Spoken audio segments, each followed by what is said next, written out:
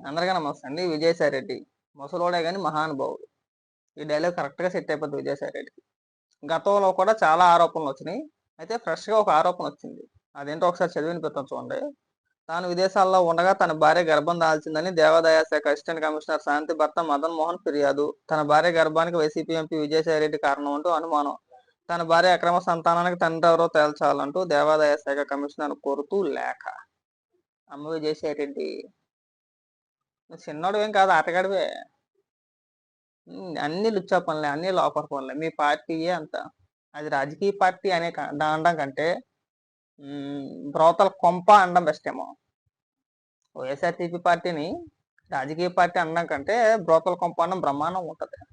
కరెక్ట్‌గా సెట్ అయిపోతది. కావాలంటే మీరు చూసుకోండి. ఆ పార్టీలో ఉన్న నాయకులు అంబటి రాంబాబు, అవంతి శ్రీనివాసు, గోరంట్ల మాధవ్, ఇప్పుడు విజయసాయి రెడ్డి, ఇంకా చాలా మంది ఉన్నారు బయటకు రానినోళ్ళు. బయటకు వచ్చినోళ్ళు మాత్రమే ఈళ్ళు. ఇప్పుడు కొత్తగా విజయసాయిరెడ్డి పైన ఇలాంటి ఆరోపణలు కొత్త ఏం కాదు. గతంలో కూడా ఉన్నాయి. గతంలో వైజాగ్‌కి సంబంధించి ఏదో కొన్ని సీడీలు ఉన్నాయి, కొన్ని వీడియోలు ఉన్నాయని చెప్పేసి ఆరోపణలు వచ్చినాయి. సో ఆ తర్వాత ఏమైందో తెలియదు కానీ అక్కడితో ఆగిపోయినాయి. ఆ ఆరోపణలు అక్కడితోనే ఆగిపోయినాయి. అయితే ఇప్పుడు అంతకు మించి మరి దాటేశారు ఏకంగా డైరెక్ట్‌గా.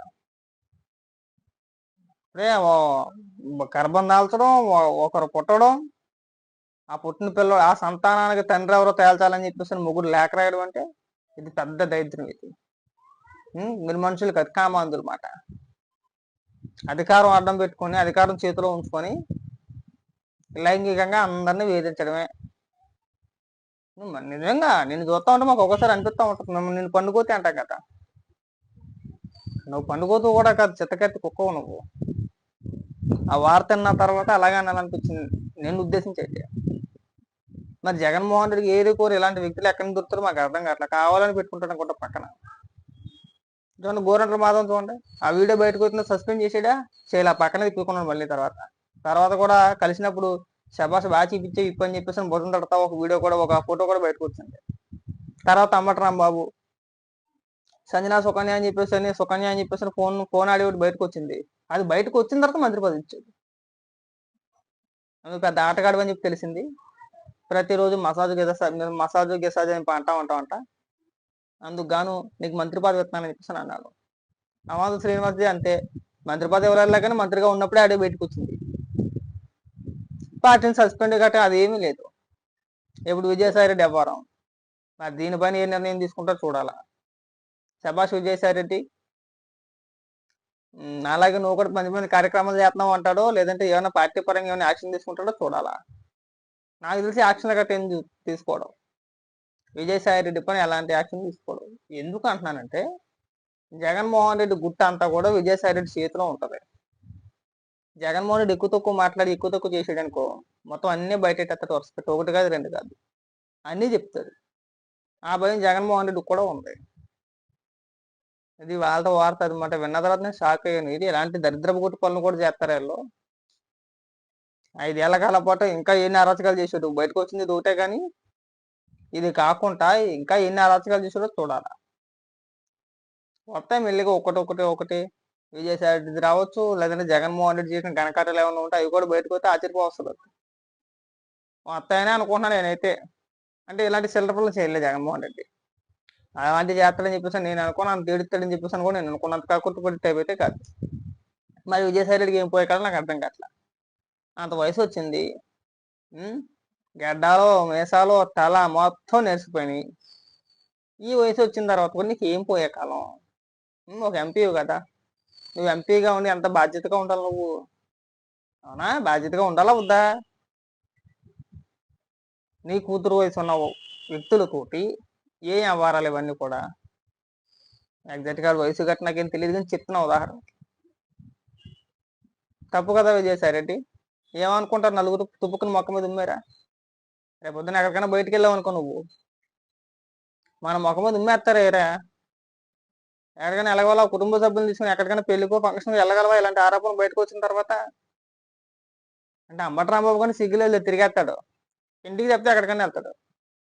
అంబటి రాంబాబు తన ఇంటికి తప్పితే ఎక్కడికైనా వెళ్తాడు. మరి నీ పరిస్థితి ఏంటి ఇప్పుడు? దయచేసి ప్రజలు కూడా ఒకసారి బాగా ఆలోచించండి. వీళ్ళు ఎలాంటి వ్యక్తులు, వీళ్ళ అధికారంలో ఉన్నంతసేపు చెయ్యని నీచపు పని అంటూ లేదు. అన్ని దరిద్రపుట్టు పనులు చేశారు. ఒకటి కాదు, రెండు కాదు. చెయ్యకూడని పనులన్నీ చేశారు. ఇగో చివరికి వార్త విన్నారు కదా, ఈ చదవటానికి నాకే సిగ్గేసింది. ముందు అవసరమా చేయడం అనుకున్నా.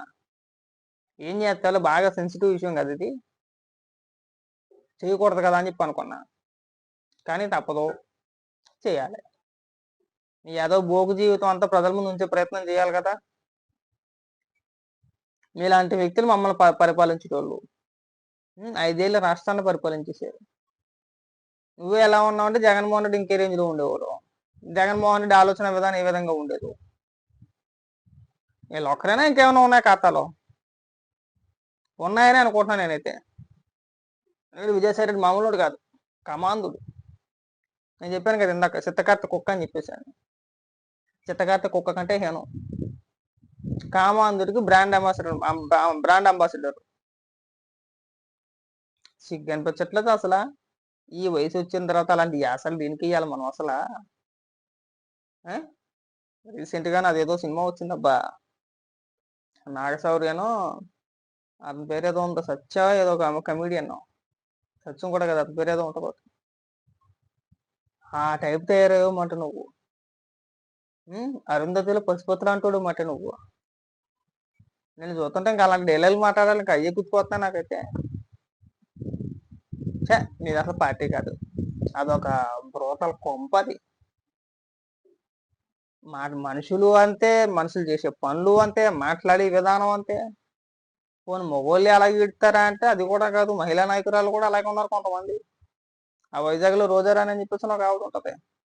ఆవిడి అంటే మచ్చుకు చెప్తున్నా, మాట్లాడే విధానం గురించి చెప్తున్నా, ఇలాంటి వ్యవహారాల గురించి చెప్పట్లా, మాట్లాడే విధానం గురించి చెప్తున్నా.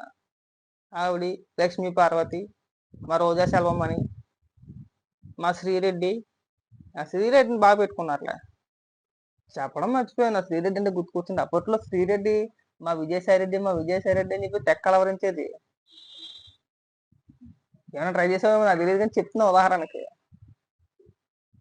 నాకు ఇప్పుడు అర్థమవుతుందన్నమాట, శ్రీరెడ్డి ఎందుకు విజయసాయి రెడ్డి అని చెప్పేసి అని కలవరించేదో ఈ వార్త బయటకు వచ్చినా నాకు డౌట్ కొడుతుంది, ఎక్కడో కొడుతుంది, తేడా కొడుతుంది నాకు. ఈ విషయం పైన శ్రీరెడ్డి స్పందించి చెప్పాలా. మొన్నటి వరకు తెగ ఊగేది, విజయసాయి రెడ్డి గారు. ఆహా, మ్యాటర్ పెద్దదే, కంగారు పడ మాకు. ఇవాళ రేపు వచ్చిందిగా ఎలాగో. నాకు ఇప్పుడు అర్థమైంది మాట. ఎందుకంటే ఎన్నికల ముందు కార్యకర్తను పట్టించుకోవాలంటే విజయసాయి రెడ్డి గారు చాలా మంచి వ్యక్తి, విజయసాయి రెడ్డి గారు దేవుళ్ళు అంటోడు అని చెప్పేసి శ్రీరెడ్డి భజన చేసింది. ఇప్పుడు ఎవరైతే శాంతి అని చెప్పేసి ఆవిడ ఉందో, ఆవిడ కూడా విజయసాయి రెడ్డి గారు ఏదైనా ట్వీట్ చేశారనుకో, మీకు ఎప్పుడు ఎలా స్పందించాలో బాగా తెలుసు సార్, మీరు పార్టీకి స్పైనల్ కార్డ్ లాంటి వాళ్ళు, వెనుముక్క లాంటి వాళ్ళు, ఇలాంటి రిప్లైలన్నీ ఆవిడ కూడా ఇచ్చేది. మా శ్రీరెడ్డి కూడా అలాంటి పొగడతనే పొగిడేది. చూద్దాం, శ్రీరెడ్డిది కూడా ఎవరైనా బయటకు వచ్చిద్దాం, చూద్దాం.